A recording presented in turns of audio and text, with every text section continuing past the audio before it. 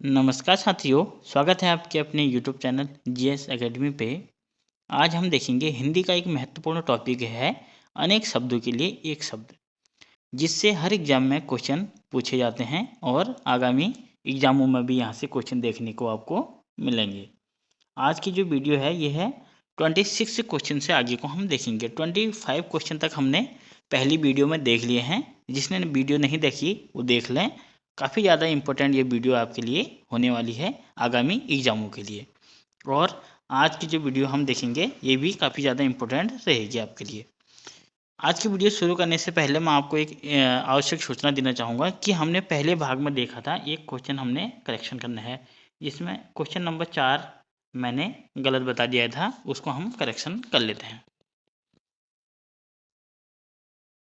Question था 4, ये है अन्य से संबंध न रखने वाला। जो अन्य से संबंध न रखने वाले के लिए बोला था उसमें मैंने अनन्य बता दिया था, जो कि गलत है। इसका जो आंसर है वो रहेगा अनन्या संबंधी। आंसर सी इसका सही करेक्ट आंसर रहेगा। हालांकि मैंने कमेंट में भी उसका आंसर पिन कर दिया था, वहाँ अगर आप वीडियो देखते हैं तो एक नज़र आप कमेंट में भी ज़रूर मारिएगा। अगर मुझसे कोई गलती हो जाती है तो मैं उसको चाहूँगा कि मैं कमेंट में पिन कर दूंगा आंसर, आप वहाँ से भी देख सकते हैं ताकि आपका वो गलत ना हो। शुरू करते हैं आपकी वीडियो। अगर आपको भी किसी क्वेश्चन में लगता है कि गलत बता दिया है, आप कमेंट करिएगा। मैं आपका जो कमेंट किया है आपने उसको पिन कर दूंगा ताकि सभी लोग उसको देख लें। आज की वीडियो शुरू करते हैं। अगर चैनल पर पहली बार आए हैं तो ज़रूर सब्सक्राइब करें, डेफिनेटली यहाँ से आपको फ़ायदा मिलेगा। शुरू करते हैं आज का पहला क्वेश्चन से लेके। आज का पहला क्वेश्चन है, जो अपने कर्तव्य का निश्चय न कर सके, वाक्यांश के लिए एक शब्द बताइए। जो अपना कर्तव्य का निश्चय न कर सके उसके लिए हम क्या शब्द बोलेंगे, बताइए।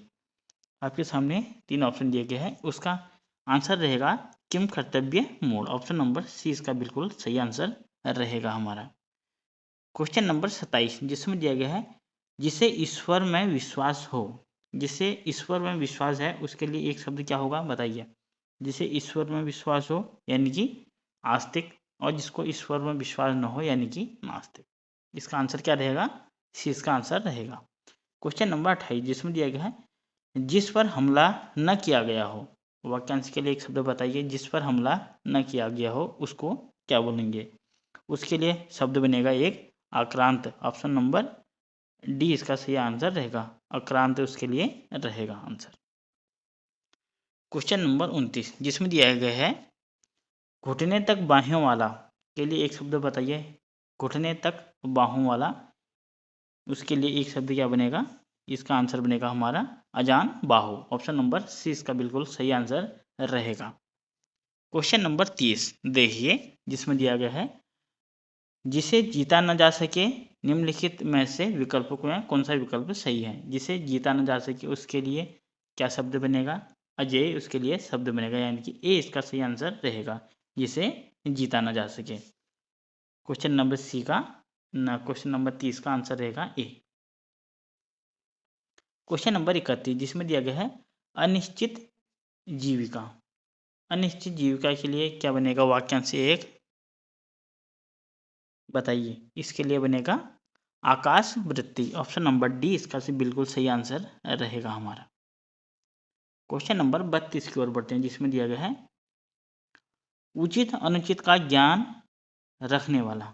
उचित और अनुचित का ज्ञान रखने वाले के लिए वाक्यांश के लिए एक शब्द बताइए, क्या बनेगा। आंसर बनेगा ए, यानी कि विवेकी उसके लिए सही शब्द बनेगा। क्वेश्चन नंबर 33 जिसमें दिया गया है, स्वयं सेवक। स्वयं सेवक एक शब्द दिया गया है और उसके लिए क्या शब्द इसमें सटीक बनेगा, बताइए। स्वयं सेवक यानी कि क्या इसका आंसर बनेगा, बताइए आप। यानी कि अपनी इच्छा से दूसरों की सेवा करने वाला, उसको क्या बोलेंगे हम, स्वयं सेवक बोलेंगे, यानी कि सी इसका बिल्कुल सही आंसर रहेगा।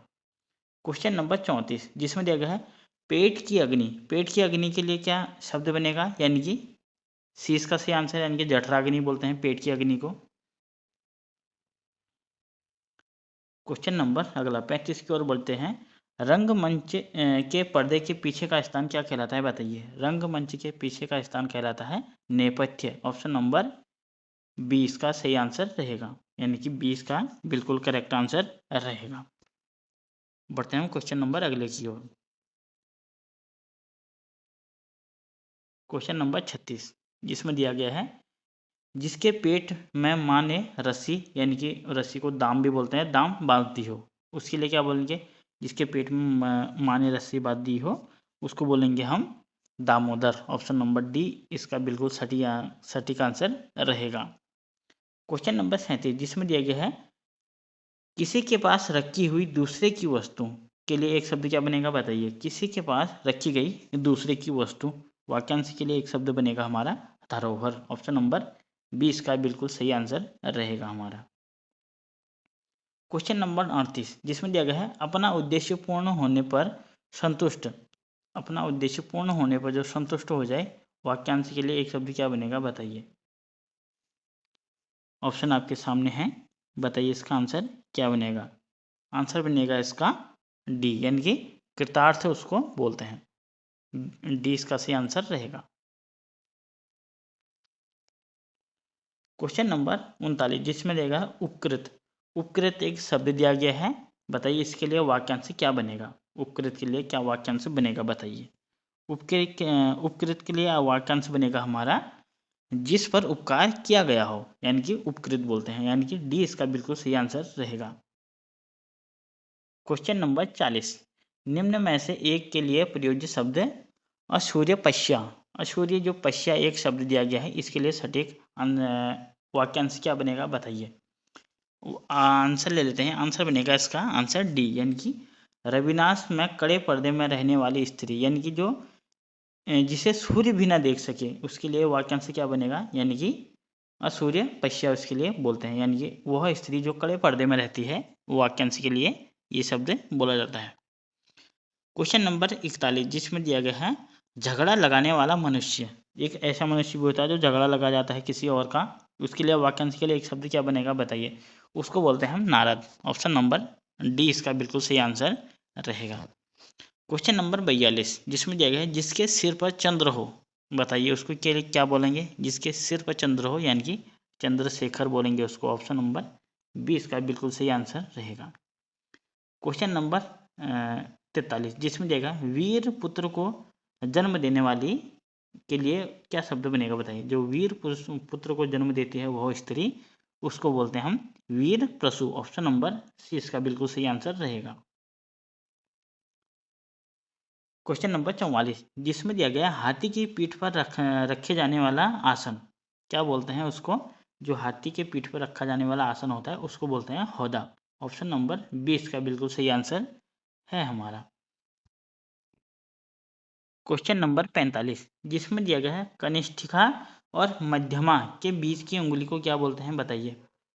कनिष्ठिका और मध्यमिका के बीच की अंगुली को बोलते हैं अनामिका।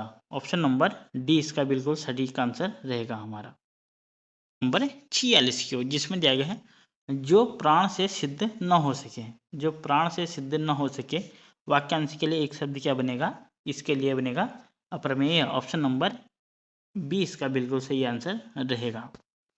नेक्स्ट शब्द है मोक्ष की इच्छा रखने वाला, जो मोक्ष की इच्छा रखने वाले के लिए एक शब्द क्या बनेगा बताइए, यानी कि मुमुक्षु। ऑप्शन नंबर सी इसका बिल्कुल सही आंसर बनेगा हमारा। बढ़ते हैं हम क्वेश्चन नंबर 48 की ओर।